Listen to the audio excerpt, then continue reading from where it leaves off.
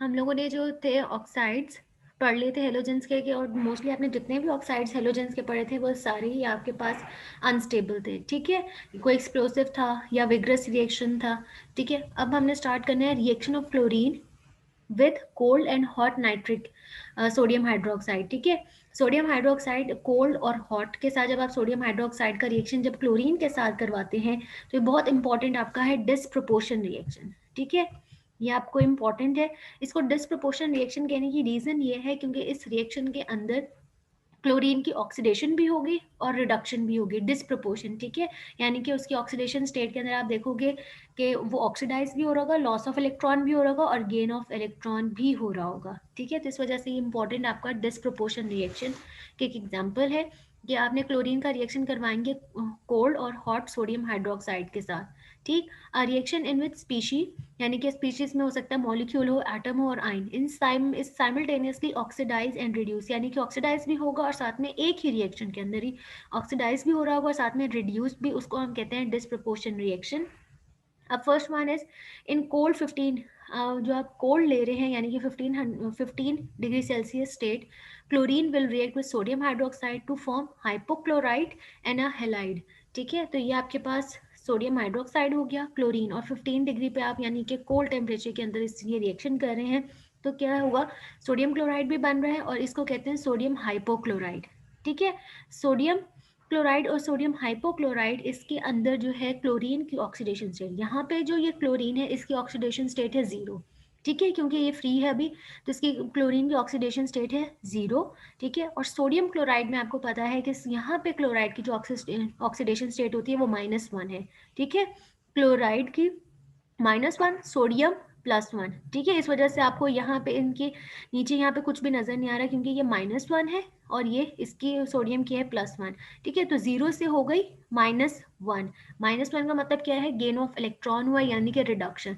तो यहाँ से क्लोरीन यहाँ पे जो कन्वर्ट हुआ है ये रिड्यूस हो गया, ठीक है, क्योंकि -1 ऑक्सीडेशन स्टेट हो गई है। अब यहाँ पे सोडियम हाइपोक्लोराइड के अंदर यहाँ पे जो क्लोरीन की ऑक्सीडेशन स्टेट है वो +1 है, ठीक है। अब वो +1 कैसे है, क्योंकि ऑक्सीजन की ऑक्सीडेशन स्टेट होती है -2, ठीक, ये ज़्यादा इलेक्ट्रोनेगेटिव है, ठीक है। तो इस वजह से ऑक्सीजन होगा -2 की फॉर्म में एग्जिस्ट करेगा, ये -2 हो गया। क्लोरीन यहाँ पे +1 और ये सोडियम भी +1, ठीक है। +1 और +1 +2 हो जाएंगे, +2 और ये -2, तो ये ओवरऑल जो है ये न्यूट्रल हो जाएगा। तो यहाँ पे क्लोरीन की ऑक्सीडेशन स्टेट हो गई +1, ठीक है। इस वाले केस में क्या हुआ, ये ऑक्सीडाइज हो गया, ये जीरो से +1 के अंदर कन्वर्ट हुआ यानी कि ये ऑक्सीडाइज हो गया है, ठीक है, यानी कि लॉस ऑफ इलेक्ट्रॉन हुआ है, ठीक। और यहाँ पे इस क्लोरीन से यहाँ पे -1 की फॉर्म में ये कन्वर्ट हुआ है तो यहाँ पे ये रिड्यूस हुआ। तो एक ही रिएक्शन के अंदर जो क्लोरीन है वो ऑक्सीडाइज भी हुआ है, रिड्यूस भी हुआ है, लॉस ऑफ इलेक्ट्रॉन भी हो रहा है और गेन ऑफ इलेक्ट्रॉन भी हो रहा है। इस वजह से हम इसको कहते हैं ये आपका डिसप्रपोर्शन रिएक्शन है। अच्छा जी, this reaction is a disproportion reaction because the zero oxidation state of chlorine atom in Cl2, chlorine gas के अंदर यहाँ पे क्लोरीन की ऑक्सीडेशन स्टेट है जीरो, इज कन्वर्टेड टू -1, यहाँ पे ये -1 के अंदर कन्वर्ट हुआ है in chloride and +1 in hypochloride, hypochloride के अंदर यहाँ पे इसकी +1 है, ठीक है। और यहाँ पे सोडियम इधर जो है क्लोरीन की ऑक्सीडेशन स्टेट जो है वो -1 है, तो ऑक्सीडेशन और रिडक्शन दोनों हुए हैं, इस वजह से ये आपका डिसप्रपोर्शन रिएक्शन है।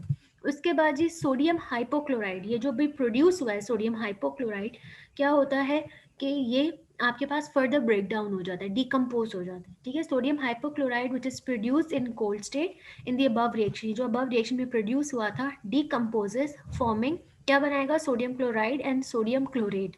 तो यहाँ पे ये सोडियम हाइपोक्लोराइड जो बना था अबव रिएक्शन में डिकम्पोज हो जाएगा सोडियम क्लोराइड के अंदर और सोडियम क्लोरेट में, ठीक है, NaClO3।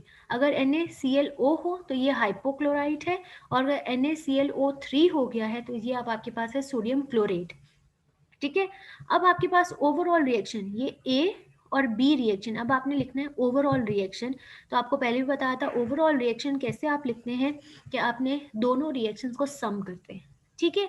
लेकिन आपने पहले क्या करना है, ये जो अबव रिएक्शन था ए वाला रिएक्शन, इसको आपने 3 से मल्टीप्लाई करना है, ठीक है। ये जो अबव रिएक्शन है इसको आपने 3 से मल्टीप्लाई करना है, इस पूरे रिएक्शन को आपने 3 से मल्टीप्लाई करना है। उसकी रीज़न क्या है कि ये देखें, अब जो सोडियम हाइपोक्लोराइड यहाँ रिएक्टेंट्स में यूज़ हो रहा है वो 3 है, ठीक है, और जो यहाँ प्रोडक्ट में प्रोड्यूस हुआ है वो 1 है, ठीक है। तो हम इसको ताकि कैंसिल कर सकें तो हम क्या करेंगे, इस ओवरऑल इस पूरे रिएक्शन को हम 3 से मल्टीप्लाई कर देंगे।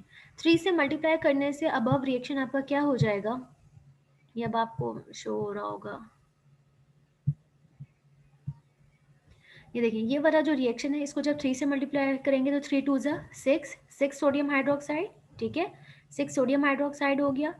यहाँ पे अभी 1 मोल है तो ये 3 मोल्स हो जाएंगे, ठीक, 3 मोल्स हो गए। सोडियम क्लोराइड के 3 मोल्स हो जाएंगे, साथ में सोडियम हाइपोक्लोराइड के भी 3 मोल्स हो जाएंगे और 3 मोल्स ही वाटर के, ठीक है। हमने ए वाले रिएक्शन को पूरे को 3 से मल्टीप्लाई किया है। उसकी रीज़न क्या है, ताकि हम क्रॉस कर सकें, कैंसिल कर सकें। अब बी वाले रिएक्शन में ये पहले से ही 3 सोडियम हाइपोक्लोराइड, ये आपने लिख दिया, प्रोडक्ट्स इसके कौन से थे, 2 सोडियम क्लोराइड और साथ में आपके पास सोडियम क्लोराइड, ठीक है। अब इसका ओवरऑल रिएक्शन, अब आपने इन दोनों रिएक्शंस को ऐड करेंगे। ऐड करते हुए जो चीज़ें, एक चीज़ अगर रिएक्टेंट और प्रोडक्ट में सेम होगी तो आपने कैंसिल कर देनी है, ठीक है। अब ये 6 सोडियम हाइड्रोक्साइड प्रोडक्ट में कहीं भी नहीं है या इधर भी नहीं है, तो ये 6 sodium hydroxide as it is आ जाएंगे, 3 क्लोराइड ये आ जाएंगे, ठीक है। और ये भी रिएक्टेंट है 3 सोडियम हाइपोक्लोराइड, लेकिन 3 सोडियम हाइपोक्लोराइड जो रिएक्टेंट में है वही प्रोडक्ट में भी, तो ये भी 3 है, तो ये आपस में अब हो जाएंगे 3 हाइपोक्लोराइड इधर और 3 सोडियम हाइपोक्लोराइड, ये आपस में कैंसिल हो जाएंगे। ना हम इनको रिएक्टेंट में लिखेंगे ना हम इनको प्रोडक्ट में लिखेंगे, ठीक है। अब आ जाते हैं प्रोडक्ट की साइड पे, तो प्रोडक्ट आपका 3 सोडियम क्लोराइड, ठीक है, ये 3 है और ये 2 है, तो टोटल कितने हो जाएंगे 5 मोल्स, इनको आपने ऐड करना है, तो ये हो जाएंगे 5 सोडियम क्लोराइड, ठीक। अब ये वाला जो हाइपोक्लोराइड था सोडियम हाइपोक्लोराइड इससे कैंसिल हो गया, अब ये सिर्फ एक ही रह गया है, तो ये हो जाएंगे आपके 4 सोडियम हाइपोक्लोराइड, मतलब 1, ठीक है, ये वाला, ये हाइपोक्लोराइड हो गया और ये 3 वाटर मॉलिक्यूल्स। इस तरह से ये आपके पास ओवरऑल रिएक्शन आ गया है डिस्प्रोपोर्शन रिएक्शन का। The above two reactions A and B show that chlorine atoms are both reduce and oxidise. इसके अंदर भी अब ये ओवरऑल रिएक्शन भी आप देखोगे तो अगेन क्लोरीन जो है 0 ऑक्सीडेशन स्टेट के साथ यहाँ पे इस वाले केस में रिड्यूस हो रहा है और इस वाले केस में ऑक्सीडाइज हो रहा है, ठीक है। तो ये ओवरऑल रिएक्शन है डिस्प्रोपोर्शन रिएक्शन का। उसके बाद आ जाते हैं important topic which is oxy acids, ठीक है। पहले हम लोगों ने सिर्फ ऑक्साइड्स ऑफ हेलोजेंस पढ़े थे, अब है ऑक्सी एसिड्स, ठीक। एसिड होना है तो लाजमी होकर उसके अंदर हाइड्रोजन होगा, क्योंकि एसिड क्या होता है, प्रोटॉन डोनर, ठीक, यानी और ऑक्सी एसिड्स हैं तो उसके अंदर ऑक्सीजन भी होगा, हेलोजन भी होगा और हाइड्रोजन भी, ठीक। An important class of the compounds of halogens is the oxygen containing acids and their salts. जैसे आप कहते हैं ना सोडियम क्लोराइड है, जैसे हाइड्रोक्लोरिक एसिड है, हाइड्रोब्रोमिक एसिड है, वो सारे क्या हैं, सिंपल एसिड्स हैं, ठीक है। लेकिन HCl HBr, लेकिन उसमें अब आपने डाल देना है ऑक्सीजन भी, तो वो बन जाते हैं ऑक्सी एसिड्स। और फिर उनके सॉल्ट्स, जैसे हाइड्रोक्लोरिक एसिड से हम कहते हैं सोडियम क्लोराइड, ठीक। अब हम क्या करेंगे, HCl के साथ ऑक्सीजन भी आ जाएगा, ये एसिड बन जाएगा, और फिर जब इसके कोई मेटल के साथ रिएक्शन करवा देंगे तो उसका सॉल्ट बनेगा, ठीक। No oxygen containing stable acid of fluorine is known, वो कहते हैं HOF, यानी कि हाइड्रोजन ऑक्सीजन और फ्लोरीन का इस तरह का कोई एसिड जो है वो स्टेबल नहीं है, ठीक है। HOF is prepared recently but it is highly unstable, लेकिन ये भी अभी प्रिपेयर किया गया है रिसेंटली, लेकिन ये भी अनस्टेबल है, यानी कि ऑक्सी एसिड जो फ्लोरीन की है वो स्टेबल नहीं है। अब आ जाते हैं बाकी हेलोजेंस की तरफ, यानी कि क्लोरीन, ब्रोमीन, आयोडीन की तरफ। तो other halogens form oxy acids though most of them can not be isolated in pure form, वो कहते हैं जो बाकियों के आपके ऑक्सी एसिड्स हैं ना वो सिर्फ वाटर के अंदर ही स्टेबल हैं, उनको हम वाटर से अलग नहीं कर सकते, यानी कि प्योर फॉर्म में नहीं, ये हमेशा जो है आपके पास सोल्यूशन की फॉर्म में एग्जिस्ट करेंगे, ठीक है। यहाँ पे other halogens form oxy acid though most of them can not be isolated, आप उनको अलग नहीं कर सकते प्योर फॉर्म में, and are stable only in aqueous solution, तो ये जो एसिड्स हैं अपने सोल्यूशंस के फॉर्म में ही, यानी वाटर के साथ ही ये स्टेबल हैं, आप इनको अलग नहीं कर सकते वाटर से, या ये अपने सॉल्ट्स की फॉर्म में एग्जिस्ट करते हैं, ठीक है। अब इनकी naming, A system of nomenclature for these acids and their salt is based on the oxidation state of the halogen atom. Halogen atom की oxidation state के ऊपर डिपेंड करेगा कि उनका हमने नेम और एसिड का नेम और सॉल्ट का नेम क्या रखना है. तो ये बहुत इंटरेस्टिंग है इनकी नेमिंग एसिड्स की. ठीक है, according to this system a characteristic prefixes and suffixes. Prefix यानी कि कुछ नेम के हम पहले कुछ चीज लगा देंगे और या हम बाद में लगाएंगे. ठीक है, are attach to a stem that is derived from the name of the central non metal halogen. Halogen के आगे या पीछे हम कुछ अटैच कर देंगे तो वो हमारे पास एसिड्स या सॉल्ट्स के नाम आ जाते हैं. ठीक है, और डिपेंड किस पे करता है, ऑक्सीडेशन स्टेट के. हेलोजन की ऑक्सीडेशन स्टेट क्या है. ठीक है, अब यहाँ पर उन्होंने आपको एग्जाम्पल अब स्टार्ट करते हैं. The system is as follow. Some common acid is arbitrarily called the ic acid. ठीक है, आपने कहा है कि कोई भी क्लोरीन, ब्रोमीन, आयोडीन, इनमें के जो भी एसिड्स बन रहे थे, ऑक्सी एसिड्स बन रहे थे, उनमें से आपने किसी को भी एक रैंडमली कह दिया है उठ पिक करके कि उसके नेम क्या हम आगे इक लगाएंगे. ठीक है, अब जैसे अगर ये AClO3 है तो इसको उन्होंने ऑर्बिटली सजेस्ट कर लिया कि इसके नेम के आखिर में हमने एक लगाना है, तो ये हो जाएगा क्लोरिक. ठीक है, क्लोरीन है सेंट्रल मेटल, उसके नेम के आखिर में आपने एक लगाना है, तो ये हो गया क्लोरिक एसिड. ठीक, AClO3 it is designated as chloric acid, और इसका जो सॉल्ट होगा उसके एंड पे क्या लगा देंगे 8. ठीक है, उसके नेम के एंड पे लगाना है 8, और स्टार्ट में, और अगर एसिड होगा तो उसके नेम के एंड पे लगाना है 1. तो ये जगह क्लोरिक एसिड, और अगर आप इसका सॉल्ट बना रहे हैं तो क्या होगा क्लोरेट. ठीक है, क्लोरेट, क्योंकि एंड पे ATE आना है. फर्स्ट हो गया, यानी कि आपने एक स्टैंडर्ड सेट कर लिया. अब आ जाते हैं बाकी एसिड्स के कैसे नाम होंगे. An acid whose parent atom has an oxidation state next lower than the ic acid. वो कहते हैं अब जो आप एसिड ले रहे हैं, पेरेंट एसिड आपने ये वाला ले लिया AClO3. ठीक है, जिसके साथ आपने इक लगाया है.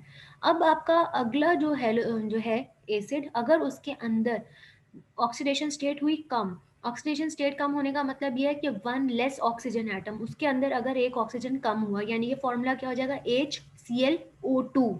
ठीक है, एक ऑक्सीजन कम होगा. ठीक है, तो उसके लिए आप क्या यूज करोगे, OS एसिड. ठीक है, यानी कि ये हो गया क्लोरिक, तो वो हो जाएगा क्लोरस, यानी कि HClO2. ये उन्होंने एग्जाम्पल्स भी दी हुई हैं आपको. ठीक है, इसको हमने स्टैंडर्ड बना लिया, ये हो गया क्लोरिक एसिड. इससे एक ऑक्सीजन कम वाला क्या होगा AClO2, उसके लिए हम क्या यूज करेंगे OUS, तो उसका नेम क्या हो जाएगा क्लोरस एसिड. ठीक, और जो इसका सॉल्ट होगा, सॉल्ट के नेम के साथ क्या लगाएंगे आइट, क्लोराइट. ठीक है, जो इक वाला एसिड है उसके साथ जो सॉल्ट बनेगा वो 8 है. ठीक है, उससे वन ऑक्सीजन लेस वाला जो है आपका हो जाएगा OUS यानी क्लोरस, और उसके साथ जो सॉल्ट अगर बनता है तो उसके लिए क्या यूज करेंगे आइड, तो इसके सॉल्ट का नाम क्या होगा क्लोराइड. ठीक, the acid in which the oxidation state of the parent atom is higher. Oxidation state इसकी हाई होने का मतलब क्या है कि वन मोर ऑक्सीजन एटम, इससे एक ऑक्सीजन एटम के साथ फॉर्मूला क्या हो जाएगा HClO4. ठीक है, 4 ऑक्सीजन हो जाएंगे, तब उसका नाम क्या होगा, तब हम प्रीफिक्स और सफिक्स दोनों यूज करेंगे, तो वो है पर इक एसिड. ठीक है, वन ऑक्सीडेशन स्टेट ये ज्यादा होने का मतलब ये है कि एक ऑक्सीजन ज्यादा हो गया. जैसे अब फॉर्मूला क्या हो गया है HClO4. ठीक, तो उसके लिए आपने क्या यूज करना है, प्रीफिक्स में पहले लगाएंगे पर, फिर क्लोरो, और आखिर में एक, तो पर क्लोरिक एसिड. ठीक है, इसका नाम क्या हो जाएगा पर क्लोरिक एसिड. और जो उसका सॉल्ट है उसके साथ क्या करेंगे, उसके भी स्टार्ट में पर और एंड पे 8 लगा देंगे. जैसे पर, ये भी पर हो गया, अगर ये इक है तो ये 8, जैसे यहाँ पे इक था तो साथ में सॉल्ट क्या था 8, तो यहाँ पे भी पर, तो आपने दोनों की ही सॉल्ट और एसिड दोनों में यूज किया. अगर इक आ रहा है तो सॉल्ट के एंड पे भी 8, तो पर क्लोरेट उसका सॉल्ट हो जाएगा. ठीक है, इस तरह से ही उन्होंने आपको रूल्स दिए में है. अब और साथ में N acid in which the oxidation state of the parent atom is lower than it is in the OUS. अब वो कहते हैं अगर OUS से भी कम हुआ, OUS वाला कौन सा था, ये वाला, जिसमें जैसे फॉर एग्जांपल HClO2 है, अगर इससे भी ऑक्सीडेशन स्टेट कम हुई, ऑक्सीडेशन स्टेट कम होने का मतलब ये है कि एक और ऑक्सीजन कम हुआ, तो वो फॉर्मूला क्या हो जाएगा AClO. ठीक है, उसको हम क्या कहेंगे हाइपोअस, हाइपो. ठीक है, उसके लिए हम क्या यूज करेंगे एसिड के लिए OU, जो OUS वाला था, ठीक है, इससे भी ऑक्सीडेशन स्टेट कम हो गई, यानी कि ऑक्सीजन का नंबर कम हो गया, तो उसके लिए हम क्या यूज करेंगे, प्रीफिक्स हाइपो, ठीक है, और OUS सफिक्स आ जाएगा इसका, हाइपो, यानी कि इसका नाम हो जाएगा हाइपोक्लोरस एसिड, यानी कि ये HClO, ठीक है, क्योंकि इससे एक ऑक्सीडेशन स्टेट यानी ऑक्सीजन का नंबर कम होना था, तो क्या हो जाएगा HClO, तो उसके लिए क्या यूज करेंगे, हाइपोक्लोरस एसिड, ठीक है, हाइपोक्लोरस एसिड। तो फिर उसका जो सॉल्ट था OUS के साथ सॉल्ट क्या था, आइट, तो अगर हमने स्टार्ट में हाइपो लगाया तो सॉल्ट में भी हाइपो और एंड पे क्या आएगा, आइट, तो यानी कि हाइपोक्लोराइट आइन, ठीक है, हाइपोक्लोराइट एसिड हो जाएगा इसका नेम, ये उन्होंने आपको सॉल्ट का बताया हुआ है, ठीक है। The root of the name of the acid और the salt indicates the parent atom, जो सेंटर में हम ये सब में जो डैश उन्होंने छोड़ी हुई है, सारे में क्या है, हेलोजन का नेम आएगा। अभी हम सारे क्लोरीन के पढ़ रहे थे, क्लोरो यूज कर रहे थे, अगर ये ब्रोमीन का होगा तो हम ब्रोमो कहेंगे, आयोडीन का होगा तो आयोडो कहेंगे, ठीक है। अब ये टेबल है, अब वो जो ऊपर 5 पॉइंट्स बताए हैं उसके उन्होंने अब ये टेबल में आपको बताया हुआ है कि यहाँ पे क्लोरीन, क्लोरीन का हमने स्टैंडर्ड कौन सा लिया था, ये AClO3, ठीक है। अगर इससे एक ऑक्सीडेशन स्टेट है होगी ज़्यादा, ऑक्सीडेशन स्टेट ज़्यादा होने का मतलब ये है कि नंबर ऑफ ऑक्सीजन ज़्यादा होगा, तो ऑक्सीडेशन स्टेट भी क्या हुई है, +5 से +7 हो गई है, ठीक है, ऑक्सीडेशन स्टेट ज़्यादा हुई यानी कि नंबर ऑफ ऑक्सीजन एटम ज़्यादा हो गया है, ठीक है। तो इसके लिए हमने क्या यूज़ किया था, मतलब ये हेलोजेंस के लिए हम है यूज़ करते हैं, इस वजह से उन्होंने हेलिक लिखा हुआ है, हेलिक एसिड, या हम इसको कहेंगे क्लोरिक एसिड, या इसका जो सॉल्ट है उसको कहेंगे क्लोरेट, ठीक है, या ब्रोमिक एसिड या ब्रोमेट, आयोडिक एसिड या आयोडेट, ठीक है। और जब ऑक्सीडेशन स्टेट ज़्यादा हो गई है, ऑक्सीजन का नंबर ज़्यादा हो गया, तब हमने क्या यूज़ करना था, पर हेलिक एसिड यानी कि पर क्लोरिक एसिड, ठीक है, और जो इसका सॉल्ट बनेगा उसके लिए पर क्लोरेट, ठीक, इस तरह से। फिर उसके बाद अगर इससे ऑक्सीडेशन स्टेट कम हो गई है, यानी कि +5 से +3 हो गई है, तो यानी कि ऑक्सीजन का नंबर कम हुआ है, तो उसके लिए हम क्या यूज़ करते हैं, हेलिस, OUS, तो क्लोरस, ठीक है, या क्लोराइड, इसका जो सॉल्ट होगा वो क्लोराइड। और अगर इससे भी कम हो गई है तो हम उसके लिए क्या यूज़ करते हैं, हाइपोहेलिस एसिड, यानी कि हाइपोक्लोरस एसिड या हाइपोक्लोराइड, ठीक है, इस तरह से इनका। अब ऑक्सीडेशन स्टेट किस तरह से इन्होंने कैलकुलेट की है, +1 +3, ये सारी ऑक्सीडेशन स्टेट है क्लोरीन की। अगर मैं आपको इसकी कैलकुलेट करके हम देखते हैं कि यहाँ पे हाइड्रोजन, क्लोरीन और ऑक्सीजन, ऑक्सीजन की होती है -2, ठीक है, तो -2 ओवरऑल इसको करना है हमने 0, तो -2, तो यहाँ पे ऑक्सीजन क्लोरीन की हो जाएगी +1 और हाइड्रोजन भी +1, +1 और +1 हो गया +2 और ये -2, तो ओवरऑल क्या हो जाएगा, ये न्यूट्रल, ठीक। अब यहाँ पे +3 कैसे होगी ऑक्सीजन स्टेट, क्लोरीन की ऑक्सीजन स्टेट +3 कैसे होगी, कि ऑक्सीजन की होती है -2 और अब इस ये 2, -2 मल्टीप्लाई बाय 2 हो जाएगा -4, अब आपको करना है -4। हाइड्रोजन की तो हमेशा रहती है +1 या -1, ठीक है, हाइड्रोजन की इसके अलावा कोई ऑक्सीडेशन स्टेट नहीं हो सकती, तो हाइड्रोजन हो गया +1, हमें करना है यहाँ -4 है, तो इसका मतलब है क्लोरीन की हुई +3, हाइड्रोजन +1, ओवरऑल ये +4 हो जाएगा और ये -4, ठीक। अब यहाँ पे अगेन ऑक्सीजन की ऑक्सीडेशन एक ऑक्सीजन की होती है -2 से ये आप 3 से मल्टीप्लाई कर दोगे हो जाएगा -6, ठीक। हाइड्रोजन की होगी +1, तो क्लोरीन हो जाएगा +5 और +1 ये +6 हो गया ओवरऑल और ये -6, तो ये न्यूट्रल हो जाएगा। ऑक्सीडेशन स्टेट यहाँ पे ऑक्सीजन की -2 को 4 से मल्टीप्लाई करें तो -8, ठीक है, हाइड्रोजन +1, क्लोरीन जो है वो +7 और +1 इज इक्वल टू +8 हो जाएगी इन दोनों की और ये -8, इस तरह से, ठीक है, ये ऑक्सीडेशन स्टेट्स उन्होंने कैलकुलेट की हुई हैं। फिर उसके बाद अब इनके जो एसिड्स हैं ऑक्सी एसिड्स की कुछ उन्होंने प्रॉपर्टीज बताई हैं, it is evident from the above given formulas of the oxy acids that the halogen serve as a central atom। इन सारे ऑक्सी एसिड्स के अंदर जो हेलोजन था वो सेंट्रल एटम था, to which one or more oxygen atoms are covalently bonded। और सबके central atom कौन सा था, ये जितने भी ऑक्सी एसिड हैं सब में हेलोजेंस है, ठीक है, यहाँ पे क्लोरीन है, यहाँ ब्रोमीन है, यहाँ पे आयोडीन है, ठीक है, इन सब में सेंट्रल एटम कौन है, हेलोजेंस, और उनके साथ कोवलेंटली बॉन्डेड है ऑक्सीजन, किसी में एक है, किसी में 2, 3 या 4 ऑक्सीजन जो है वो कोवलेंटली बॉन्डेड है। These bonds are polar in character, वो कहते हैं ये जो ऑक्सी एसिड्स में बॉन्ड बना है क्लोरीन और ऑक्सीजन का, ये पोलर है। रीजन ये है इलेक्ट्रोनेगेटिव डिफरेंस, ठीक है। तो ऑक्सीजन, हेलोजन और ऑक्सीजन के दरमियान में इलेक्ट्रोनेगेटिव डिफरेंस की वजह से क्लोरीन और ऑक्सीजन के दरमियान जो बॉन्ड, कोवलेंट बॉन्ड है, ये पोलर है, ठीक है। The increase in the oxidation state of halogen, halogen की ऑक्सीडेशन स्टेट जो है वो इंक्रीज होती जा रही है। उसके साथ साथ कुछ प्रॉपर्टीज भी लिंक्ड अप हुई हुई हैं। अब जैसे कि यहाँ पे एग्जांपल्स दिए हुए हैं, an increase in the thermal stability of the acid, वो कहते हैं जैसे जैसे ये ऑक्सीडेशन स्टेट बढ़ती जा रही है, ऐसे ऐसे इन एसिड्स की थर्मल स्टेबिलिटी भी बढ़ती जा रही है। थर्मल स्टेबिलिटी यानी ये अगर हम इनको टेम्परेचर दें तो ये स्टेबल रहेंगे, ठीक है, उसको हम कहते हैं थर्मल स्टेबिलिटी, ठीक, यानी इनका मेल्टिंग बॉइलिंग पॉइंट जो वो हाई है, ज़्यादा टेम्परेचर देंगे तब ये मेल्ट या बॉयल होंगे, ठीक है। तो उसको हम कहते हैं थर्मल स्टेबिलिटी, यानी कि आपके पास जितने यहाँ पे ऑक्सीजन का नंबर बढ़ता जा रहा है, ऑक्सीडेशन स्टेट का मतलब, बढ़ने का मतलब ये है कि नंबर ऑफ ऑक्सीजन एटम्स, आप ये देख रहे होंगे कि ऑक्सीजन एटम्स बढ़ते जा रहे हैं, ठीक है। जैसे जैसे ये आप कह सकते हैं कि ऑक्सीडेशन स्टेट बढ़ रही है या नंबर ऑफ ऑक्सीजन एटम्स बढ़ रहे हैं, तो क्या होगा, साथ साथ इनकी थर्मल स्टेबिलिटी भी एसिड की बढ़ती जा रही है, ठीक। सेकेंड कौन सी है, the decrease in oxidising power of acid, वो कहते हैं ऑक्सीडाइजिंग पावर क्या हो जाएगी एसिड्स की, कम होती जा रही है, ठीक है। जब आप ऊपर से नीचे की तरफ आ रहे हैं, इनकी ऑक्सीडेशन स्टेट बढ़ रही, ऑक्सीडेशन नंबर बढ़ रहा है, लेकिन जो इनकी ऑक्सीडाइजिंग पावर है, ऑक्सीडाइजिंग पावर यानी कि दूसरे को ऑक्सीडाइज करना और खुद रिड्यूस होना, वो वाली पावर जो है वो रिड्यूस होती जा रही है, ठीक है। फ्रॉम टॉप टू बॉटम जब आप मूव कर रहे हैं तो क्या हो रहा है, ऑक्सीडाइजिंग पावर वो डिक्रीज हो रही है, ठीक है। The increase in acidic strength of acid, लेकिन जो इनकी एसिडिक स्ट्रेंथ है वो इंक्रीज होती जाए, इसका मतलब है ये वाला जो है आपके पास पर क्लोरिक एसिड, ये सबसे स्ट्रॉन्ग एसिड है इन सब में से, ठीक है, क्योंकि जैसे जैसे ऑक्सीडेशन स्टेट बढ़ रही है, नंबर ऑफ ऑक्सीजन बढ़ रहे हैं, तो इनकी एसिडिक स्ट्रेंथ भी इंक्रीज हो रही है, इसका मतलब है पर क्लोरिक एसिड सबसे इनमें से स्ट्रॉन्ग एसिड है। अब इनकी रीजंस पढ़ते हैं कि ऐसा क्यों है, एसिडिक स्ट्रेंथ क्यों इंक्रीज हो रही है।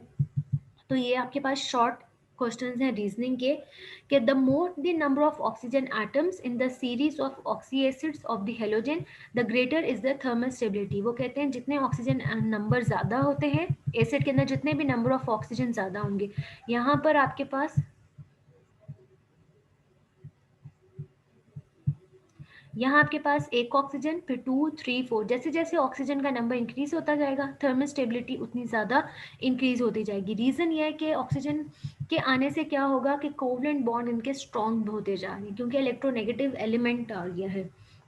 अच्छा जी, अब एसिडिक स्ट्रेंथ क्यों इंक्रीज हो रही है with increase in number of oxygen, उसकी रीज़न क्या है, क्योंकि as the oxidation state of halogen increases, क्योंकि ऑक्सीजन नंबर, ऑक्सीजन के इंक्रीज होने से ऑक्सीडेशन स्टेट जो है हेलोजन की वो भी इंक्रीज हो रही है। जो बॉन्डिंग इलेक्ट्रॉन्स हैं are shifted away from the hydrogen atom, जो बॉन्डिंग इलेक्ट्रॉन, क्योंकि आपको पता है जब भी कोवलेंट बॉन्ड बनता है तो वो इलेक्ट्रॉन शेयर कर रहा होता है, तो वो इलेक्ट्रॉन जो शेयर कर रहा है वो अवे होते जाएंगे हाइड्रोजन एटम से, और ज़्यादा वो होते जाएंगे ऑक्सीजन, क्योंकि ऑक्सीजन आपके पास ज़्यादा इलेक्ट्रोनेगेटिव एलिमेंट है, ठीक है। तो इसलिए फिर ईजी हो जाता है हाइड्रोजन को डोनेट करना एज अ प्रोटॉन, क्योंकि प्रोटॉन क्या होता है H+, ठीक है। तो इस वजह से जैसे जैसे ऑक्सीडेशन स्टेट बढ़ती जाती है हेलोजन की, तो जो बॉन्डिंग इलेक्ट्रॉन्स हैं are shifted away from the hydrogen atom, and the tendency of the molecule to lose proton increases, तो वो इजीली अपना प्रोटॉन जो है वो लूज कर देते हैं। This account for the strength of oxy acid. The oxy acids of halogen show their strength in order. ठीक है, तो HClO4 जितने ज़्यादा ऑक्सीजन होंगे उतना ज़्यादा वो स्ट्रॉन्ग एसिड है। यहाँ पे ऑक्सीजन सिर्फ एक है जिस वजह से ये वीक एसिड है, ठीक है। ये तो आपको कंपैरिजन, अब ये तो हो गया अगर आपका सेम हेलोजन था, ये भी क्लोरीन है, क्लोरीन है, क्लोरीन।